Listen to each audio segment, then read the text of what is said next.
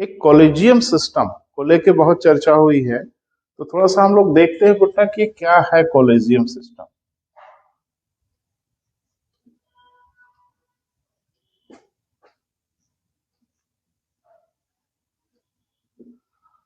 बड़ी चर्चाओं पे है और ढेर सारे हमारे मित्र जो प्रतियोगी छात्र हैं, विजन बहुत क्लियर नहीं हो रहा है कि आखिरकार ये मामला है। और केंद्र सरकार से बीच में कुछ गतिरोध उत्पन्न हो गया सर्वोच्च न्यायालय के बीच में, सुप्रीम कोर्ट में न्यायाधीशों की नियुक्ति के विषय में।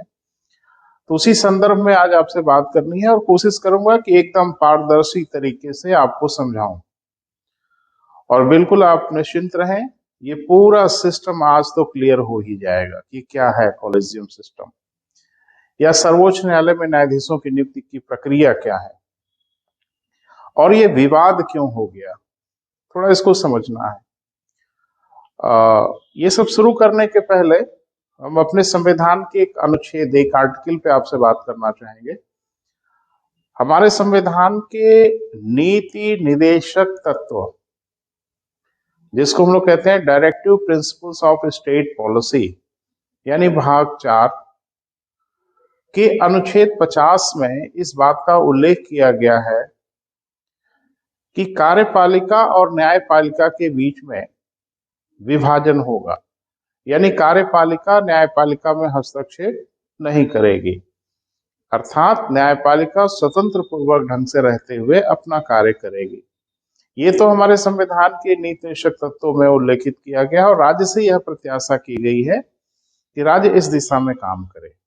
तो थोड़ा ये भी प्रकाश पर रखिएगा, इसकी आवश्यकता आपको पड़ेगी। हमारे संविधान में एक अनुच्छेद है बेटा, आर्टिकल 124 सब क्लास 2।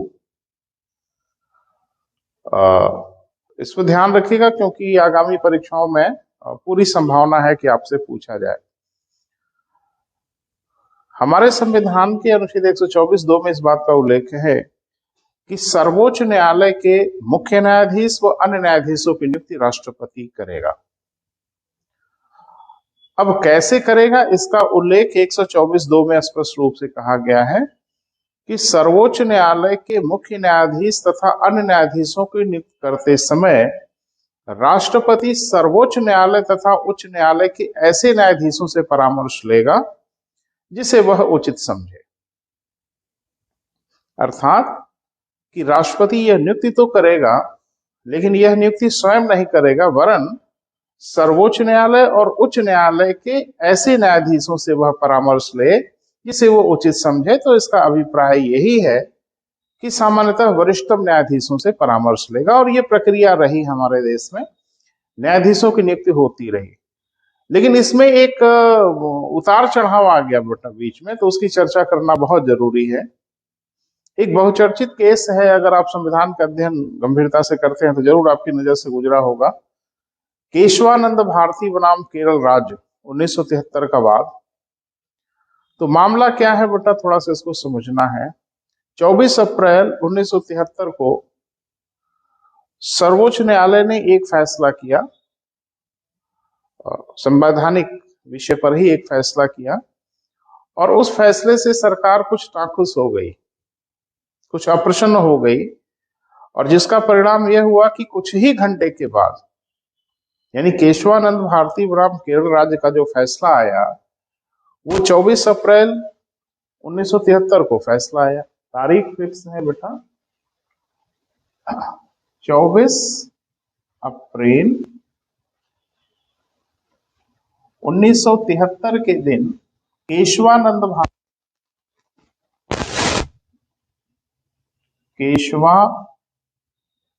भारती वर्सेस, तो केरल राज्य, मतलब एक मुकदमा था सर्वोच्च न्यायालय में, जिसमें सर्वोच्च न्यायालय ने कुछ फैसला किया। अभी प्रसंग नहीं है, जब प्रसंग आएगा तो मैं बात करूंगा। इस संदर्भ में थोड़ा सा देखिए कि इसमें एक फैसला आ गया।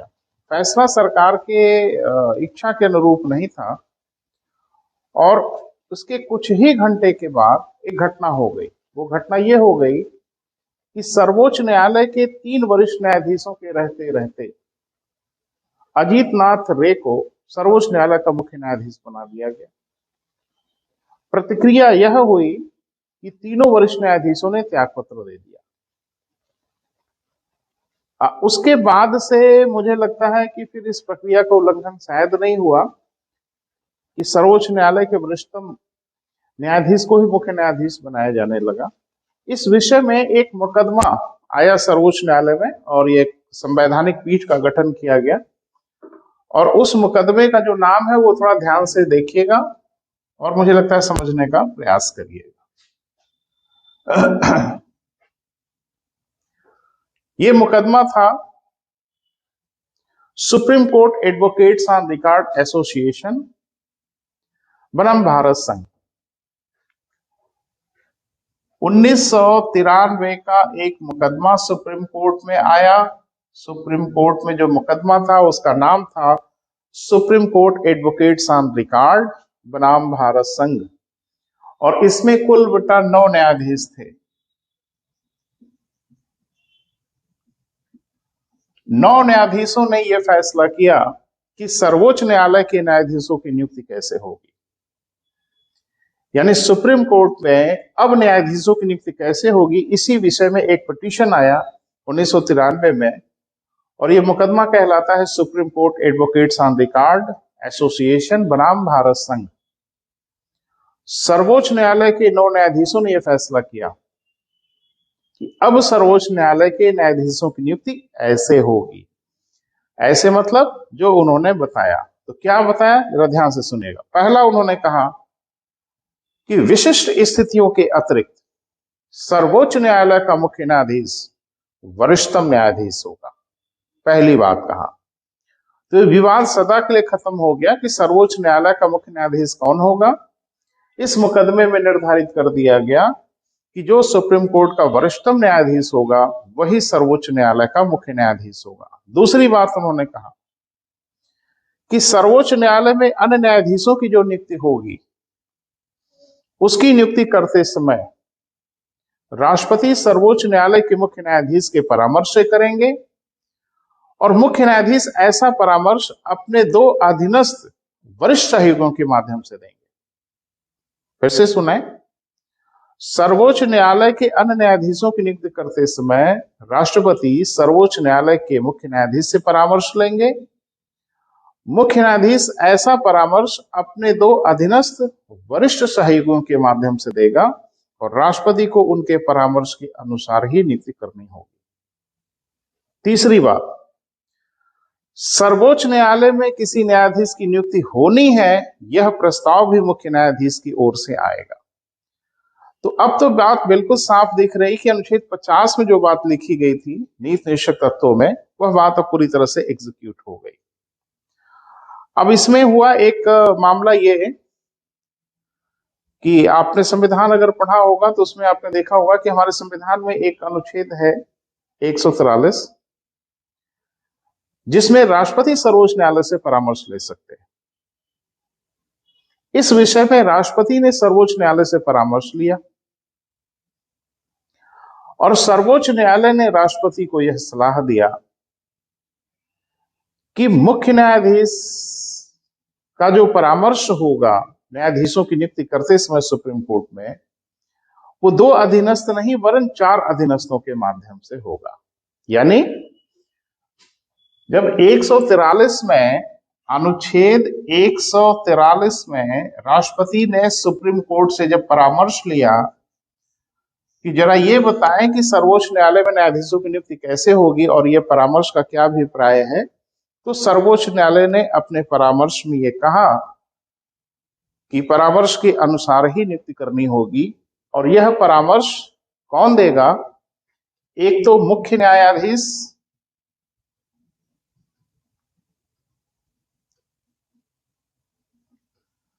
और साथ में 4 वरिष्ठ न्यायाधीशों के माध्यम से।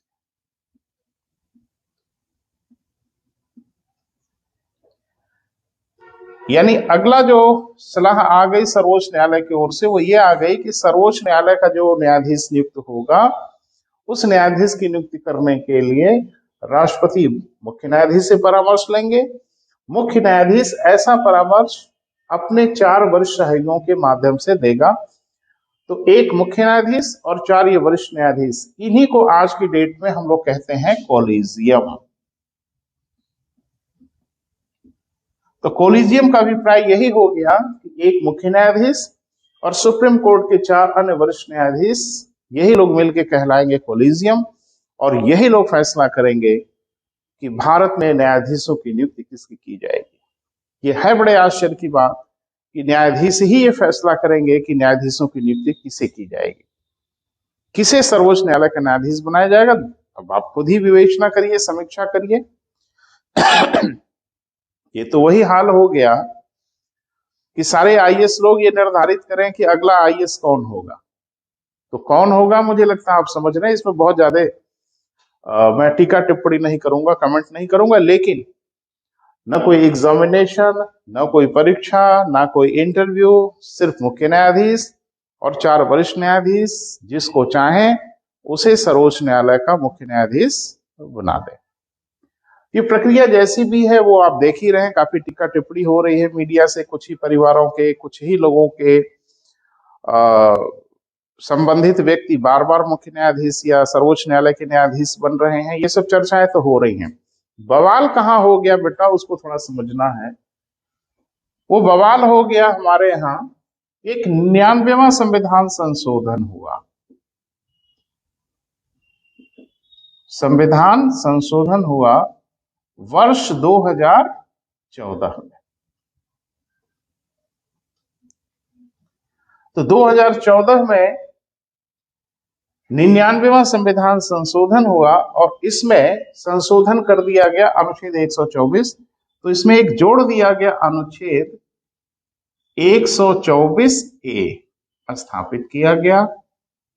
किसने किया? जाहिर सी बात है संसद ने किया। तो 124 ए स्थापित किया और इसमें कहा कि एक समिति बनेगी, कमीशन बनेगा, जिसका नाम होगा NJAC। पूरा नाम मैं लिख दे रहा हूं। पूरा नाम है इसका नेशनल जुडिशियल अपॉइंटमेंट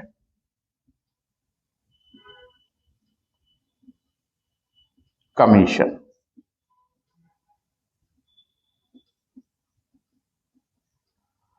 ये बनाया जाएगा और यही अब सर्वोच्च न्यायालय के न्यायाधीशों की नियुक्ति करेगा। यानी ये जो कोलेजियम सिस्टम था, इससे और इससे अब हो रही है टकराहट। यानी कोलेजियम के स्थान पे कहा गया कि अब NJAC बनाया जाएगा। 99वें संविधान संशोधन से स्थापित कर दिया गया। अब जाहिर सी बात है कि इसमें कौन होगा? NJAC में जो कमीशन बनेगा, इस कमीशन में कौन होगा? तो ध्यान से सुनिए। इसके अध्यक्ष होंगे सर्वोच्च न्यायालय के मुख्य न्यायाधीश। यानी NJAC के जो अध्यक्ष होंगे वो कौन होंगे बेटा? सर्वोच्च न्यायालय के मुख्य न्यायाधीश होंगे। साथ में सर्वोच्च न्यायालय के 2 वरिष्ठ न्यायाधीश होंगे। साथ में केंद्रीय विधि और न्याय मंत्री होंगे। साथ में 2 विख्यात प्रबुद्ध व्यक्ति होंगे। फिर से सुनिए, सर्वोच्च न्यायालय के मुख्य न्यायाधीश होंगे जो इसकी अध्यक्षता करेंगे। सर्वोच्च न्यायालय के 2 वरिष्ठ न्यायाधीश होंगे NJAC में। साथ में केंद्रीय विधि एवं न्याय मंत्री होंगे और साथ में 2 वरिष्ठ प्रबुद्ध व्यक्ति होंगे। यानी कुल मिला के अध्यक्ष सहित कुल 6 लोग इसमें होंगे। और ये 6 लोग अब निर्धारित करेंगे कि सर्वोच्च न्यायालय का न्यायाधीश कौन होगा। इसमें बवाल ये हुआ कि जो 2 प्रबुद्ध व्यक्ति होंगे वो कौन होंगे? अरे भाई, एक तो मुख्य न्यायाधीश होगा, बट इसमें कौन कौन होंगे जरा देख लें। एक तो मुख्य न्यायाधीश होंगे, 2 अन्य वरिष्ठ न्यायाधीश होंगे, 1 विधि मंत्री होंगे और 2 प्रबुद्ध व्यक्ति होंगे। अब ये प्रबुद्ध व्यक्ति कौन होंगे, इसको लेके भी एक समिति बनेगी और कहा गया कि 2 प्रबुद्ध व्यक्तियों की नियुक्ति करने के लिए एक समिति बनाई जाएगी। इस समिति के जो चेयरमैन होंगे वो प्रधानमंत्री होंगे। साथ में इसमें सर्वोच्च न्यायालय के मुख्य न्यायाधीश होंगे। साथ में लोकसभा में विपक्ष के नेता या विपक्ष की सबसे बड़ी पार्टी के नेता होंगे। ये लोग मिलकर निर्धारित करेंगे कि 2 प्रबुद्ध व्यक्ति कौन होंगे। इसमें ये 2 प्रबुद्ध व्यक्ति नियुक्ति करने के लिए प्रधानमंत्री की अध्यक्षता में एक आयोग होगा। तो सिस्टम तो ये बनाया गया बेटा। लेकिन 2015 में सर्वोच्च न्यायालय ने 99वें संविधान संशोधन को अवैध घोषित कर दिया। अर्थात डाक के 3 पात, यानी बात जहां से चली घूम के बात वहीं चली आई। यानी अब भी सर्वोच्च न्यायालय के न्यायाधीशों की नियुक्ति कोलिजियम के माध्यम से होगी। और कोलिजियम में कौन है? मुख्य न्यायाधीश और सर्वोच्च न्यायालय के 4